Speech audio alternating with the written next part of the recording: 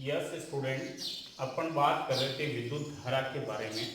तो आज हम विद्युत धारा का जो टॉपिक है प्रतिरोध, उसकी बात करेंगे। मैंने विद्युत धारा वाले लेसन को समझाते समय भी इसके बारे में बताया था कि आवेश जो होते हैं वे जब प्रवाहित होते हैं तो किसी कंडक्ट में अणु, परमाणु या आयन के द्वारा विरोध क्रिएट किया जाता है और वो उसके प्रवाह में एक बाधा बनता है जिसे प्रतिरोध कहते हैं। तो इसकी परिभाषा हो जाएगी कि सालक में आवेशों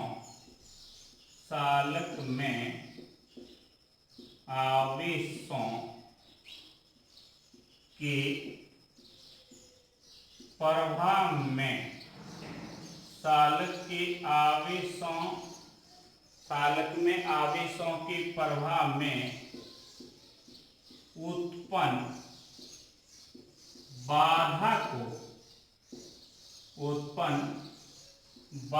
को प्रतिरोध कहते हैं।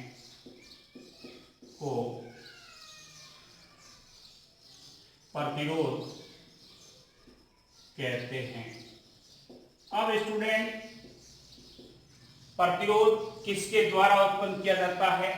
तो ये अणु, परमाणु और आयन के द्वारा प्रतिरोध जो है वो क्रिएट किया जाता है। दूसरा, इसके संबंध में पूछते हैं इसका मात्रक क्या है? तो प्रतिरोध का जो मात्रक है वह ओम है, ओम। अब स्टूडेंट, प्रतिरोध के मात्रक के साथ साथ हमें एक बात और ध्यान में रखनी है कि ये प्रतिरोध होना चाहिए कि नहीं होना चाहिए। तो बाधा तो नहीं होनी चाहिए, क्योंकि इससे हमारी जो कंडक्टिविटी है वो कम होती है। तो प्रतिरोध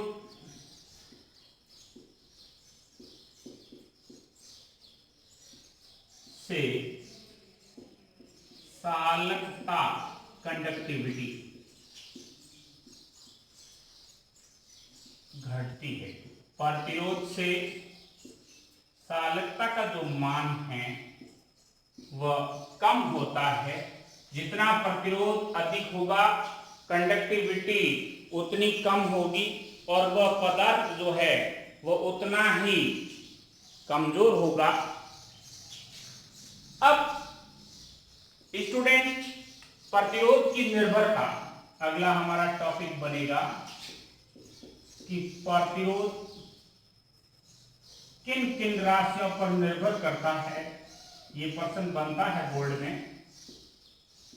प्रतिरोध की निर्भरता, स्टूडेंट, प्रतिरोध का जो मान है वह 4 राशियों पर निर्भर करता है। सबसे पहला है लंबाई पर।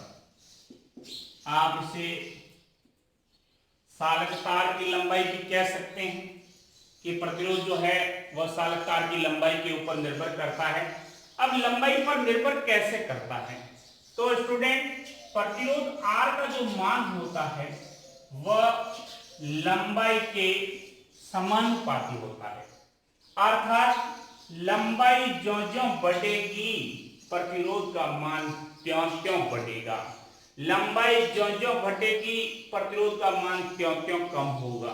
इसको लेकर के न्यूमेरिकल प्रश्न भी पूछा जाता है। गणितीय क्वेश्चन करते हैं या लॉजिक क्वेश्चन करते हैं।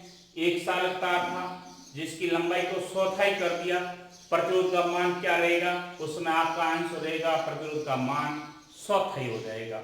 तो कहने का अर्थ सीधा सा है कि एक चालक तार जो हम काम में ले रहे हैं वो चालक तार जितना छोटा होगा प्रतिरोध उतना ही न्यून होगा और हमें जो है वो प्रॉपर वे में इलेक्ट्रिसिटी मिलती रहेगी। तो ये तो हो गया चालक तार की लंबाई पर। दूसरा स्टूडेंट, प्रतिरोध की निर्भरता का जो कारक होता है वह होता है अनुप्रस्थ काट के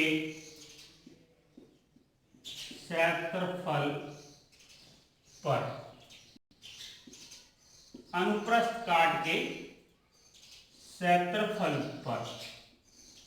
अब इसमें एक बात और पूछ सकते हैं कि जो प्रतिरोध का मान है उसमें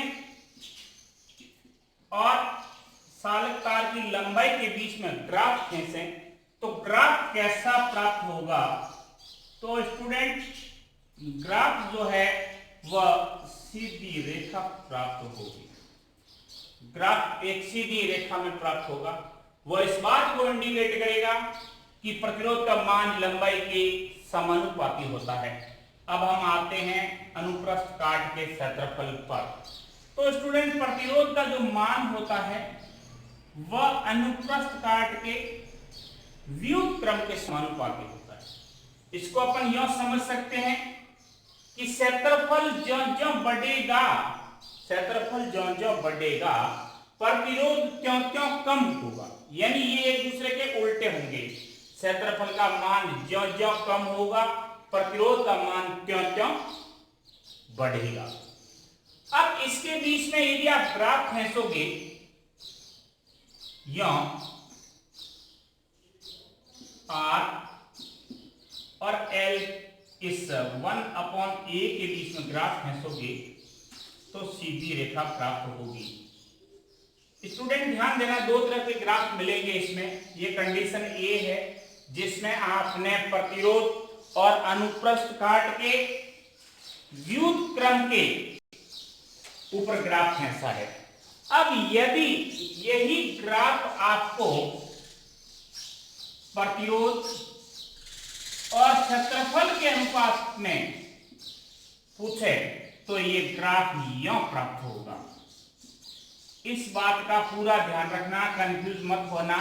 पूछ ले कि प्रतिरोध और अनुप्रस्थ काट के क्षेत्रफल के बीच में ग्राफ खींचिए, तब आपको ये ढलान वाला रेखा प्राप्त होगी। वह रेखा आपको क्या कह रही है कि क्षेत्रफल का मान ज्यों-ज्यों बढ़ेगा त्यों-त्यों प्रतिरोध का मान घटता जाएगा, राइट है। और ये यूं कह रहा है कि ये जो प्रतिरोध का मान है ये अनुप्रस्थ काट के क्षेत्रफल के समानुपाती है। व्युत्क्रम में तब समानुपाती है और सीधी रेखा प्राप्त हो रही है। तो अनुप्रस्थ काट के क्षेत्रफल पर प्रतिरोध के मान की निर्भरता में आपको जो बात याद रखनी है वो यह कि अनुप्रस्थ काट का क्षेत्रफल जितना अधिक होगा प्रतिरोध जितना कम होगा। यही कारण है कि हमें मोटे तार काम में लेना चाहिए। मोटे तार काम में लेने से क्षेत्रफल बढ़ जाएगा और प्रतिरोध का मान घट जाएगा, यानी हमारा जो डिवाइस है उसकी कंडक्टिविटी वैल्यू बढ़ जाएगी। तीसरा,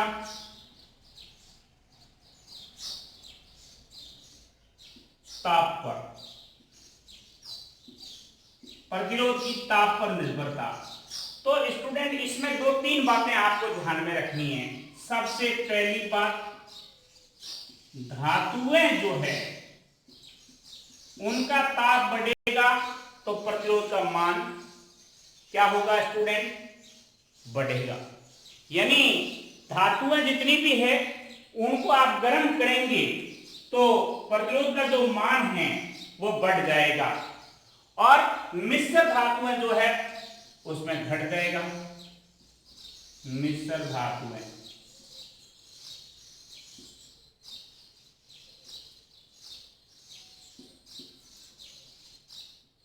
तीसरा है अर्धचालक।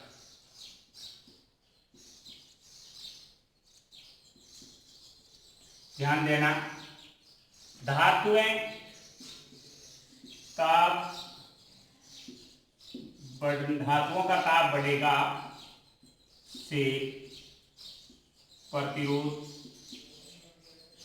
बढ़ेगा। ताप बढ़ने से प्रतिरोध बढ़ेगा। मिश्र धातुओं में ताप बढ़ने से प्रतिरोध घटेगा मिश्र धातु में। और अर्धचालक जो होते हैं स्टूडेंट उसमें भी जो प्रतिरोध है वो घटता है। इस पर प्रभाव कम पड़ेगा, घटेगा की जगह आप लिख दो कम प्रभाव होगा। और अर्धचालकों में ताप बढ़ने से ये जो प्रतिरोध का मान है स्टूडेंट ये घटेगा। ठीक है, और अतिचालक होते हैं, जैसे पारा है, अतिचालक जो होते हैं डी, अतिचालक, उनमें प्रतिरोध का मान जो है वो ताप के साथ शून्य हो जाता है, शून्य हो जाता है, ये आप ध्यान में रखेंगे। तो ये हो गए निर्भरता के 3 कारण, लंबाई पर, अनुप्रस्थ काट के क्षेत्रफल पर, ताप पर। अब चौथा एक और होता है स्टूडेंट प्रकृति पर, यानी प्रकृति चालकता की कैसी है। ध्यान रखना, एक चालक तार या दो से अधिक ले लीजिए जिनकी लंबाई समान है, अनुप्रस्थ काट समान है, लेकिन पदार्थ अलग अलग है, तो उस केस में क्या होगा, कंडक्टिविटी अलग अलग होगी, क्योंकि जैसा पदार्थ होगा, जैसे पदार्थ की प्रकृति होगी वैसा ही उसका प्रतिरोध होगा। तो इसमें चांदी जो है सिल्वर, चांदी, तांबा, एल्यूमिनियम, लोहा, यदि ये आपको इस सीक्वेंस में देते, चांदी, तांबा, सोना भी ले सकते हो आप, सोना, एल्यूमिनियम, ये यदि आप देखते हैं तो इनकी प्रतिरोधकता इस प्रकार होगी। चांदी, तांबा, सोना और एल्यूमिनियम में प्रतिरोधकता का क्रम इस प्रकार होगा।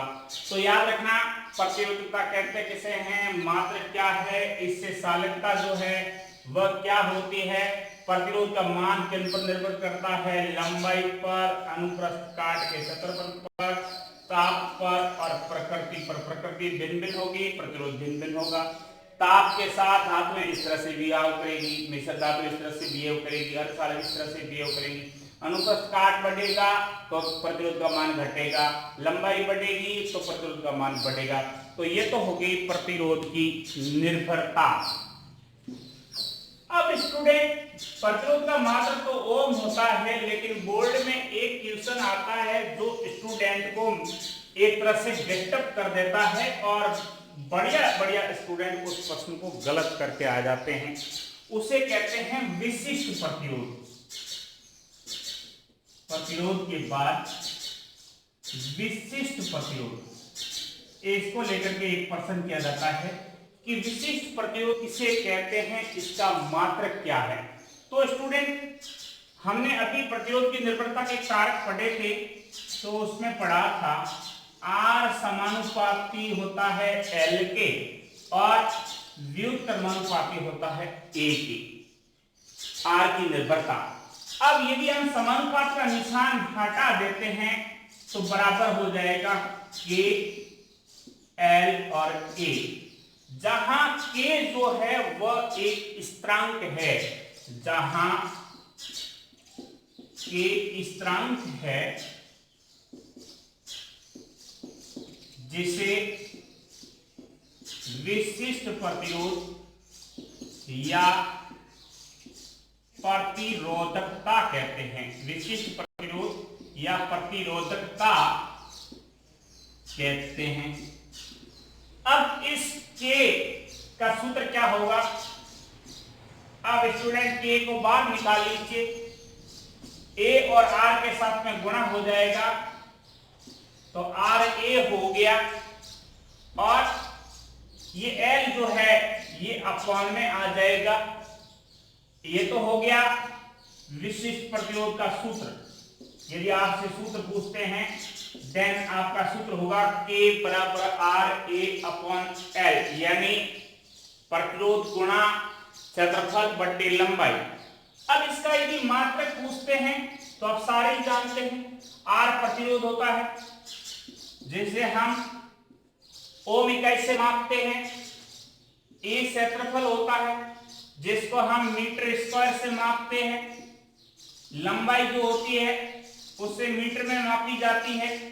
अब मीटर स्क्वायर से मीटर कट गया, पीछे क्या रह गया, ohm into metre, ohm into metre. तो यदि विशिष्ट प्रतिरोध का मात्रक पूछे तो स्टूडेंट आंसर होगा ओम इंटू मीटर, न कि ओम।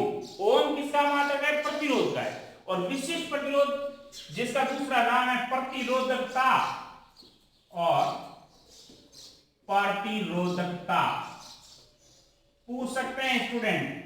प्रतिरोधकता किसे कहते हैं, इसका मात्रक क्या है, तो इसका मात्रक होगा ओम इंटू मीटर। अब यदि प्रतिरोधकता का आपको परिभाषा पूछे है तो इकाई लंबाई और इकाई अनुप्रस्थ काट के क्षेत्रफल वाले तार, इकाई लंबाई व इकाई अनुप्रस्थ काट वाले तार जो होते हैं स्टूडेंट, उनका जो क्षेत्रफल होता है उस क्षेत्रफल में तार का जो प्रतिरोध होगा वही प्रतिरोधकता होगी। तो इकाई लंबाई व इकाई क्षेत्रफल वाले तार का जो प्रतिरोध होगा, इकाई लंबाई व इकाई क्षेत्रफल वाले तार का जो प्रतिरोध होगा उसे हम प्रतिरोधकता कहते हैं। दोबारा सुन लो, इकाई लंबाई व इकाई क्षेत्रफल वाले तार का प्रतिरोध जो है वह विशिष्ट प्रतिरोध या प्रतिरोधकता कहलाती है। अब स्टूडेंट इसका जो मान है ये पदार्थ की प्रकृति पर निर्भर करेगा। प्रतिरोध का मान 4 राशियों पर निर्भर कर रहा था, लेकिन प्रतिरोधकता या विशिष्ट प्रतिरोध जो है इसका जो मान है वह केवल पदार्थ की प्रकृति पर निर्भर करता है, लंबाई पर, ताप पर और क्षेत्रफल पर यह डिपेंड नहीं रहता है। इस बात को ध्यान से देख लेना, ये बिल्कुल मोस्ट है कि प्रतिरोधकता का मान किस पर निर्भर करता है, तो पदार्थ की प्रकृति पर निर्भर करता है, अन्य राशियों पर निर्भर नहीं करता है। तो ये तो हो गई विशिष्ट प्रतिरोध की बात। अब स्टूडेंट प्रतिरोध को लेकर के जो तीसरा प्रश्न बनता है वह बनता है प्रतिरोधों का संयोजन। प्रतिरोधों का संयोजन, प्रतिरोधों का संयोजन। स्टूडेंट ध्यान रखना, प्रतिरोधों का संयोजन जो है वो दो प्रकार से किया जाता है। एक किया जाता है श्रेणी क्रम संयोजन और दूसरा किया जाता है समांतर क्रम संयोजन। समांतर क्रम संयोजन, इसको लेकर के 3-4 छोटे छोटे प्रश्न बनते हैं और एक बड़ा प्रश्न बनता है तुल्य प्रतिरोध ज्ञात करना।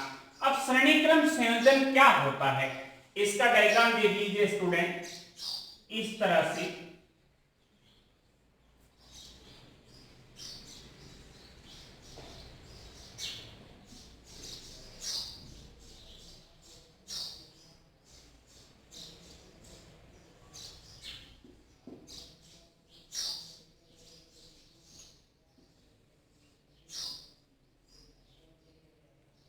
ये विद्युत धारा आई बह रही है, ये इसकी बैटरी है, ये कुंजी के है, ये धारा का मान बह रहा है। अब ये इसका प्रतिरोध R1 है, ये प्रतिरोध R2 है, ये प्रतिरोध R3 है। अब इसमें जो विभवांतर होगा, इसका पहले प्रतिरोध का विभवांतर V1 मान लो, इसका V2 मान लो, इसका V3 मान लो और इसमें धारा का मान समान होता है। तो सबसे पहले पूछ जाएगी श्रेणी क्रम संयोजन की परिभाषा।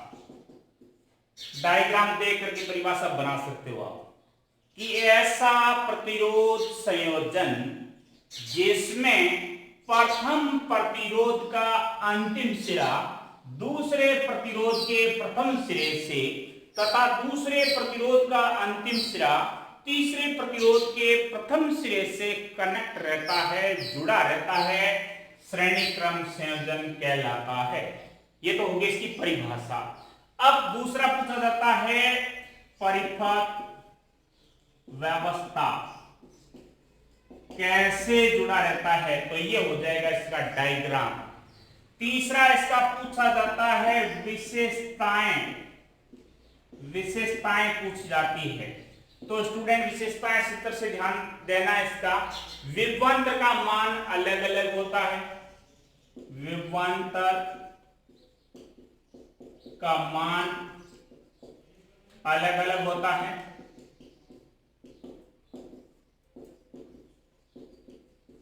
नंबर 2, धारा का मान समान होता है, विद्युत धारा समान रहती है।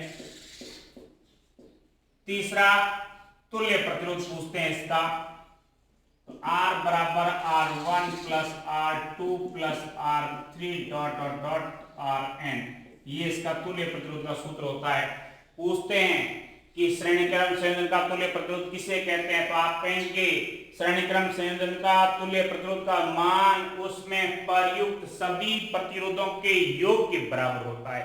अब पूछा जाए इन दोनों में टॉप कौन सा है, श्रेष्ठ कौन सा है, हमारे घरों में कौन सा काम आता है, तो हमारे घरों में समांतर क्रम संयोजन काम आता है, यह काम नहीं आता है, इसका मतलब श्रेष्ठ ये हो गया। अब ये श्रेष्ठ क्यों होता है, इसके 2-3 कारण आपको बताएंगे। पहला कारण, इसका तुल्य प्रतिरोध का मान अधिक होता है, इसका कम होता है। इसमें धारा का मान समान रहता है क्योंकि सभी डिवाइस अलग अलग उनकी धाराएं जो है वो काम में लेती है, तो समान धारा तो चाहिए नहीं, तो इसमें धारा का जो मान है वो अलग अलग रहता है। तीसरा जो कारण है कि एक परिपथ के किसी डिवाइस में मिस्टेक हो जाती है तो उसको रिपेयर करते समय पूरे परिपथ को डिस्टर्ब नहीं करना पड़ता है, इस कारण ये जो है वो सुपीरियर है। तो ये इसकी हो गई 3 विशेषताएं। अब इसका तुल्य प्रतिरोध कैसे निकालते हैं, श्रेणी क्रम संयोजन का तुल्य प्रतिरोध ज्ञात करना, ये बहुत अच्छा क्वेश्चन है स्टूडेंट, बड़ा क्वेश्चन है, ध्यान देना, बिल्कुल सिंपल सा है। ओम के नियम से V बराबर IR होता है, ओम के नियम से V बराबर IR होता है, अपन सारी जानते हैं। अब यदि माना R1 जो प्रतिरोध है इसका विभवांतर V1 है, तो इसलिए V1 बराबर IR1 हो जाएगा। इसका विभवांतर का जो वैल्यू है वो धारा और प्रतिरोध के गुण के बराबर होगा, ये समीकरण फर्स्ट बन गया। V2 है वो IR2 बन जाएगी, समीकरण 2 बन गया। V3 जो है वो IR3 बन जाएगी, समीकरण 3 बन गया। मान लिया पूरे परिपथ जो है उसमें विभवांतर का जो मान है वो V के बराबर है, इसलिए V बराबर V1 plus V2 plus V3 हो जाएगा। वैल्यू रख दो तो V बराबर हो जाएगा IR1 plus IR2 plus IR3। क्योंकि हम जानते हैं V बराबर IR होता है तो ये IR हो गया। अब ये I बाहर आ गया स्टूडेंट, तो ये रहेगा R1 plus R2 plus R3। अब स्टूडेंट I से I कट जाएगा तो R बराबर R1 plus R2 plus R3, ये इसका हो गया तुल्य प्रतिरोध का मान, और यही सूत्र आपको ज्ञात करने के लिए पूछा जाता है। तो बिल्कुल सिंपल सा है। अब दूसरा हम आते हैं समांतर क्रम संयोजन के ऊपर, कि समांतर क्रम संयोजन क्या होता है, तुल्य प्रतिरोध कैसे ज्ञात करते हैं, इसकी विशेषताएं क्या है, या यह संयोजन कैसे होता है। तो स्टूडेंट इस तरह से आप बना सकते हैं।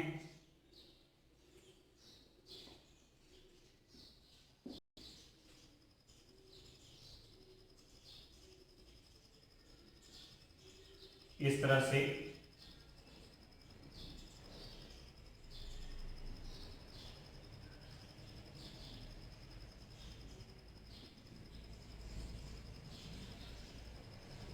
ये इसमें प्रतिरोध लगे हुए हैं।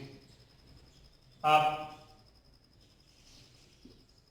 ये माना प्रतिरोध R1 है, ये प्रतिरोध R2 है, ये प्रतिरोध R3 है, ये C बिंदु है, ये माना D बिंदु है। अब ये इस तरह से हो जाएगा स्टूडेंट, ये इसकी कुंजी हो जाएगी, ये बैटरी हो जाएगी। अब ये धारा जो है वह इस रूप से जा रही है। अब स्टूडेंट यहां से धारा का मान जाएगा तो इस बिंदु पर विभक्त हो जाएगा, तो इसकी धारा I1 बन जाएगी, इसकी I2 बन जाएगी, इसकी I3 बन जाएगी।